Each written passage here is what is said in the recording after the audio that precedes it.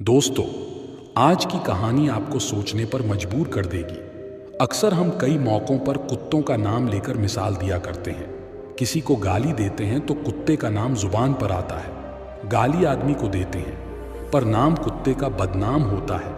क्या कुत्ता इतना गया गुजरा जीव है, हमने उसे कभी खिलाने पिलाने के बारे में तो नहीं सोचा। चाहे कितने ही दिन से भूखा द्वार पर पड़ा हो, लेकिन हमें कभी उसका नाम इस्तेमाल करने में लज्जा नहीं आई। आपसे निवेदन है, 5 मिनट का समय निकाल कर इस कहानी को जरूर सुन लेना, शायद आपकी सोच बदल जाए। एक गांव में सुरेश नाम का लड़का रहता था। वह बहुत परेशान था। वह बस यही सोचता रहता कि मैंने पिछले जन्म में क्या पाप किया था जो मुझे अभी भुगतना पड़ रहा है। एक दिन उसे पता चला कि गांव से कुछ दूर एक महात्मा रहते हैं जो सबकी समस्या सुनते हैं। अगले दिन सुरेश उस महात्मा से मिलने के लिए निकल गया। वह पहुंचकर सुरेश ने देखा कि महात्मा अपने आश्रम में कुछ लोगों को उपदेश दे रहे थे। तभी सुरेश ने महात्मा को प्रणाम किया और कहा, गुरुदेव, मेरे मन में एक प्रश्न उठ रहा है। महात्मा ने कहा, भंते निसंकोच होकर पूछो, आपके मन में वह कौन सा प्रश्न उठ रहा है।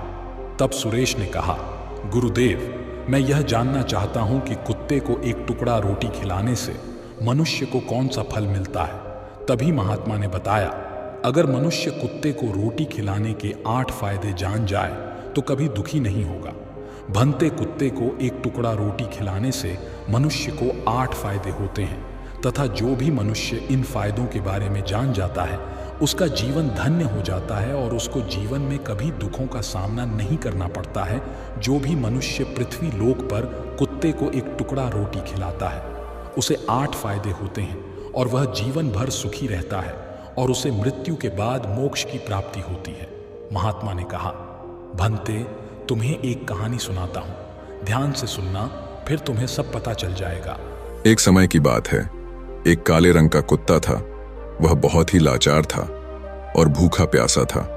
वह गांव में सभी के घर घर जाता था, परंतु उसे कोई भी व्यक्ति रोटी का एक टुकड़ा भी नहीं देता था। वह भूख के मारे इधर उधर घूमता रहता। एक दिन वह गांव के बाहर नदी के किनारे एक ऋषि के आश्रम पर पहुंच गया और ऋषि से कहने लगा, हे मुनिवर, मुझे लगता है आप बहुत ही विद्वान तथा ज्ञानी हैं, इसीलिए मैं भूखा प्यासा आपके पास आया हूं। कृपा करके आप मुझे एक टुकड़ा रोटी का दे दीजिए, जिसे मैं खाकर अपनी भूख को शांत कर लूं। तभी वह ऋषि कहते हैं, हे स्वान, क्या तुम्हें गांव में एक टुकड़ा रोटी का किसी ने नहीं दिया जिसे तुम खाकर अपनी भूख मिटा सको। वह कुत्ता ऋषि से कहता है, हे मुनिवर, मैं आपको क्या बताऊं, आप मेरी बातों पर विश्वास नहीं करोगे। तभी वह ऋषि कहते हैं, स्वान तो बताओ, तुम्हारी बातों पर मैं विश्वास अवश्य करूंगा, मुझे तुम बहुत ही लाचार दिखाई पड़ते हो। तभी वह कुत्ता कहता है, ठीक है मुनिवर, मैं आपको अपनी बीती बताता हूं। कुत्ता ऋषि से कहता है, हे मुनिवर, दुनिया के लोगों, हम पर रहम करो। हमारा कोई घर नहीं होता है, कोई आसरा नहीं होता है, कमाकर खाना हमें नहीं आता है, हमें वस्त्र भी पहनने का ज्ञान नहीं है, इसलिए सर्दी गर्मी और बरसात में हम ऐसे ही घूमते रहते हैं। हमें पढ़ना लिखना भी नहीं आता। मुनिवर, आपकी तरह हमें अनुशासन नहीं आता, हमें आपकी तरह बोलना नहीं आता। यह हमारा दुर्भाग्य ही समझिए, परंतु हमें आपकी तरह भूख भी लगती है। चोट लगने पर हमें आपकी तरह पीड़ा भी होती है, हमें आपकी तरह रोना भी आता है। बस इन्हीं 3 कामों में हम आपकी बराबरी करते हैं, इसलिए हम पर दया दिखाइए, हमें और कष्ट मत दीजिए। ईश्वर ने तो हमें वैसे भी कष्ट देकर ही भेजा है, ऊपर से आप लोग हमें परेशान करते हैं। हम आपकी तरह मनुष्य नहीं हैं, हम पराधीन जीव हैं। जब हमारा जन्म हुआ उस समय हमारे आंख कान बंद थे। कह नहीं सकते कि उस समय आपके जन्म पर जैसे नाच गाना होता है, बाजे बजते हैं, खुशी मनाई जाती है, हमारे जन्म पर भी यह सब हुआ होगा। हमारे जन्म पर किसने खुशी मनाई होगी। हम जिस बिछौना पर थे वह रुई का नरम तो था, सर्दी बिल्कुल नहीं लगती थी। मैं मन में सोच रहा था कि किसी बड़े घर में पैदा हुआ हूं, लेकिन जब हमारी आंख खुली तो मैंने देखा कि हमारी माँ, जिसे आप लोग कुतिया बोलते हो, वह अपने 5 बच्चों को छाती से चिपकाकर एक राह के ढेर में पड़ी थी। हम 5 भाई थे, बाकी 4 भाई तो लाल और भूरे रंग के थे। मैं अकेला ही काले रंग का था, सबसे छोटा मैं ही था, इसलिए कमजोर था मेरी माँ। हम लोगों के पास कम ही आती थी, क्योंकि उसे भी अपने भोजन की व्यवस्था करनी पड़ती थी। यदि वह ना खाती तो हमें दूध कहां से पिलाती। उस एक मां पर हम 5 भाई निर्भर थे। वह बेचारी अपने भोजन के लिए इधर उधर दौड़ती रहती थी। कभी भोजन मिल भी जाता था, कभी नहीं भी मिलता था, लेकिन वह हमेशा हम 5 का बड़ा ख्याल रखती थी। आखिर वह हमारी मां थी। वह रात भर जागकर गांव की रखवाली करती थी। किसी की मजाल नहीं थी कि कोई अनजान आदमी बुरी नीयत से गांव की तरफ भी झांक जाए। दूसरे गांव के कुत्ते भी हमारी मां के डर से गांव में नहीं आते थे। गांव के किसी किसान के खेत में कोई जानवर खड़ी फसल खाने आते तो हमारी मां उसे दौड़कर भगा देती। गांव वालों के लिए इतना सब करने के बाद भी कोई मनुष्य तो हमारी मां को भोजन तक नहीं देता था। भोजन के लिए हमारी मां को मजबूर होकर छीना झपटी करनी पड़ती थी। कई बार तो लोग उसे लाठी डंडों से पीट पीट कर भगा देते थे। बेचारी उस दिन भूखी प्यासी रहकर पेट की आग से जलती रहती थी। वह कहता है, हे मुनिवर, आखिर भूख तो हमें आपकी ही तरह लगती है। ऊपर से उसे अपने 5 बच्चों की चिंता भी लगी रहती थी। आखिर मां जो थी, भूख उसे चैन से बैठने नहीं देती थी और गांव वालों का भी उसे देखकर हृदय नहीं पसीजता था। तो बेबस होकर उन लोगों के घरों में चोरी से घूमना पड़ता था और खाने की कोई चीज मिल जाती तो उसे खाकर अपने पेट की आग बुझा लेती थी। कई बार तो लोग उसे खाने की वस्तु ले जाते हुए देखते तो लाठी डंडे लेकर उसके पीछे पड़ जाते। कुछ निर्दय लोग तो कई बार उसे घर के अंदर बंद करके पीटते थे। हमारी मां का बुरा हाल कर देते थे। फिर वह कुत्ता आरशी से कहता है, हे मुनिवर, हमारी मां ने क्या बिगाड़ा था? उसने सिर्फ अपने पेट के लिए भोजन ही तो चुराया था।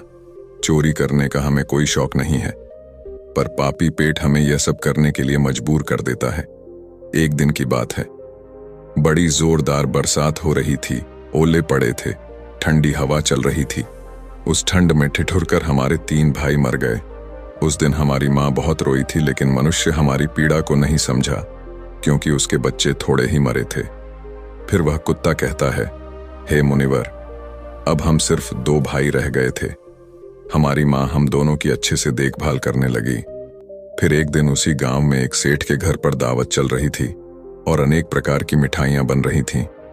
सेठ जी के घर काफी मेहमान आए हुए थे। हमारी मां कुछ खाने की तलाश में बार बार उधर जाती, लेकिन लोग उसे दुत्कार कर भगा देते थे। किसी को उस पर इतना भी तरस नहीं आया कि एक रोटी उस बेचारी को खाने को फेंक दे। एक रोटी से उनका क्या बिगड़ जाता। मेरी मां बार बार जाती और वहीं खड़ी खड़ी देखती रहती थी। सेठ जी के आंगन में दावत खाने का सिलसिला चालू हुआ। भोजन परोसा जाने लगा। मेरी मां भी वहीं जाकर पूंछ हिलाने लगी। खाना परोसने वाला आदमी जब किसी काम से भीतर गया तो मेरी मां दबे पांव रोटी लेने को चल पड़ी। फिर दूसरे आदमी ने मेरी मां को जाते हुए देख लिया तो चारों ओर से लोग चिल्ला चिल्ला कर उसकी तरफ भागे। मेरी मां उनकी चीख सुनकर घबरा गई। 2-3 आदमी लाठी लेकर उसके पीछे बड़े बेहरमी से दौड़े। मेरी मां वहां से घबराकर भागने लगी, परंतु उसे वहां से निकलने का कोई रास्ता नहीं मिला क्योंकि सामने से लोग लाठी डंडे लेकर आ रहे थे। तभी मेरी मां वहां पर जो लोग भोजन कर रहे थे उनको लांघ कर निकल गई। आगे वह कुत्ता कहता है, हे मुनिवर, मेरी मां अपने निकलने पर इतनी हैरान नहीं थी जितनी कि उन लोगों को देखकर हुई थी जो वहां पर दावत खा रहे थे। वह सब उठकर खड़े हो गए। उन्होंने भोजन करना छोड़ दिया और कहने लगे कि कुतिया के लांघ जाने के कारण भोजन भ्रष्ट हो गया है। सब एक दूसरे से विचार विमर्श कर रहे थे कि अब क्या किया जाए। खाना तो सब खराब हो गया है। फिर सेठ जी फूट फूट कर रोने लगे। कुछ लोग तो यह भी कह रहे थे कि भाई कुतिया के लांघने से भोजन खराब कैसे हो गया? उसने खाने में या पतलों में मुंह थोड़ी डाला है, सिर्फ ऊपर से लांघ कर ही तो गई है। और कहने लगे, शहरों में तो लोग कुत्ते को पालकर घर के अंदर सुलाते भी हैं और खिलाते भी हैं, तो इसमें कोई बुरी बात नहीं है। अगर कुतिया लांघ कर गई है तो भोजन खराब नहीं हुआ है। लेकिन उनमें से कुछ लोग बड़े घरों से ताल्लुक रखते थे। उन्होंने एक भी नहीं चलने दी। कह रहे थे कि भोजन तो भ्रष्ट हो गया है, यह हमारे खाने के लायक नहीं है। आखिरकार उन्हीं की बात मानी गई। अब तो वह सारा भोजन गरीबों में बांट दिया गया। उस दिन तो मेरी मां को खूब पेट भर के खाना मिला था। ऐसा सुख उसने जीवन में कभी नहीं पाया था। लेकिन वह सुख उसके लिए बड़ी मुसीबत बन गया। वह भोजन करके वहां आराम से लेटी ही थी उतने में वह सेठ डंडा लेकर वहां आ पहुंचा और उसे बुरी तरह से पीटने लगा। उसे वहां से भागने का भी कोई अवसर नहीं मिल पाया। डंडों की चोट से वह बुरी तरह से चिल्लाने लगी। मां का विलाप सुनकर पत्थर भी पिघल जाता है, पर उस निर्दय को उस पर जरा भी रहम नहीं आया। वह उसे कठोरतापूर्वक पीटता रहा। मां का वह सौर पूरे गांव में सुनाई दे रहा था। तब कुछ लोग आए और उसे समझाते हुए बोले, सेठ जी, जाने दो, भूख में तो आदमी की भी बुद्धि भ्रष्ट हो जाती है। यह तो एक पशु है, इसे अच्छे बुरे का क्या ज्ञान। अब इसे मारकर आपको क्या मिलेगा? जो होना था सो हो गया। लोगों के समझाने के बाद उसने हमारी मां को पीटना बंद किया। फिर बड़ी मुश्किल हालात में वह हमारे पास आई। मां ने आकर सारी कहानी हम दोनों भाइयों को सुनाई। हमने सोचा कि कितना कष्ट भरा है। हम कुत्तों का जीवन। आदमी एक रोटी के टुकड़े के बदले एक चोर के जितना पीटता है, बेकार है। ऐसे लोग जो हम लोगों की पीड़ा को नहीं समझते, वह कुत्ता कहता है, हे मुनिवर। एक दिन की बात है, उसी गांव के बाहर एक ब्राह्मण आकर ठहरा हुआ था। उसने अपने भोजन के लिए एक जगह चूल्हा बनाया और उस पर दाल बनाने के लिए रख दी। उसके बाद आटा गोद कर रख दिया। वह वहीं पास में कुएं पर पानी लेने चला गया। इधर कहीं से मेरी मां भी घूमती हुई वहीं पहुंच गई। उसने आटे को देखा तो सोचने लगी कि शायद इस आटे का कोई मालिक नहीं है। यही सोचकर वह उस आटे को खाने लगी। उधर उस ब्राह्मण ने कुएं के पास से देखा कि उसका आटा एक कुतिया खा रही है, तो वह बड़ा दुखी हुआ। वह बेचारा रोने लगा, क्योंकि वह भी 2 दिनों का भूखा और थका हुआ था। कुछ लोगों ने उसे कहा, अरे ब्राह्मण देवता, इस कुतिया ने तुम्हारा भी आटा बिगाड़ दिया। कल तो इसने सेठ जी की पूरी रसोई बिगाड़ कर रख दी। ब्राह्मण दुखी होता हुआ बोला, भाई मुझे क्या मालूम था, यह दुष्ट कुतिया मेरे आटे को खाने के लिए घात लगाए बैठी है। ब्राह्मण ने ना आव देखा न ताव लाठी लेकर उस कुतिया के ऊपर टूट पड़ा। मां उस आटे को ठीक से खा भी नहीं पाई थी, पर उससे ज्यादा कि उस पर लाठी बरस गई। महीनों तक मेरी मां लड़खड़ाते हुई घूमती रही।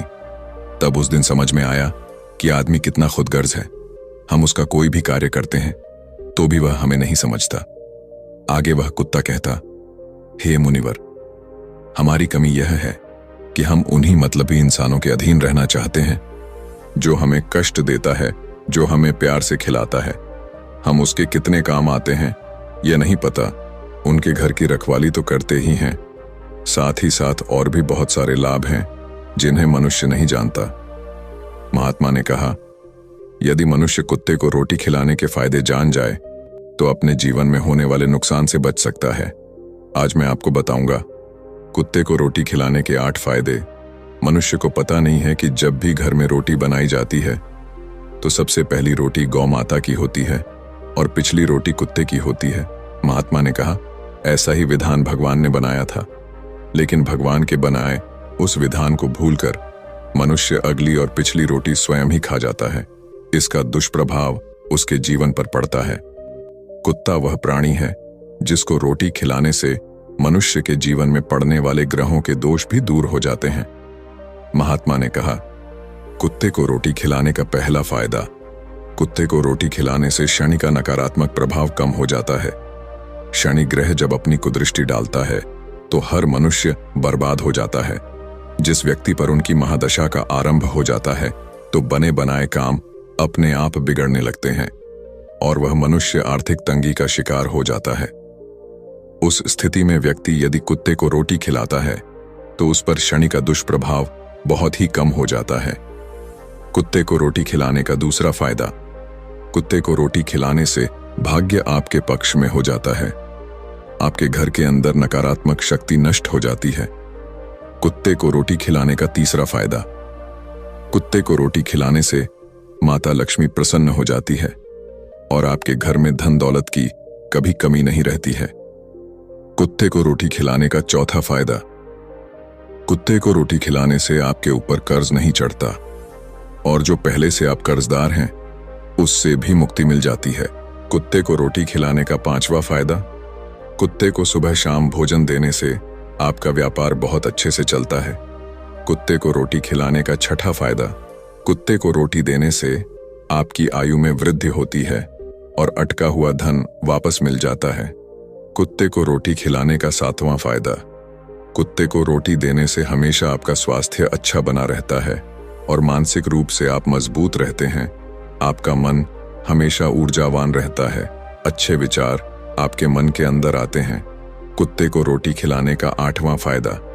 कुत्ते को रोटी खिलाने से भगवान प्रसन्न रहते हैं, क्योंकि भगवान को समस्त जीवों की चिंता रहती है और जो समस्त जीवों पर दया दिखाता है, भगवान भी उस मनुष्य से हमेशा प्रसन्न रहते हैं। भगवान की कृपा सदैव उस परिवार पर बनी रहती है। आपने अपने बूढ़े बड़ों से सुना होगा, कहते हैं कि जब कुत्ता रोता है तो अब सुगुन होता है।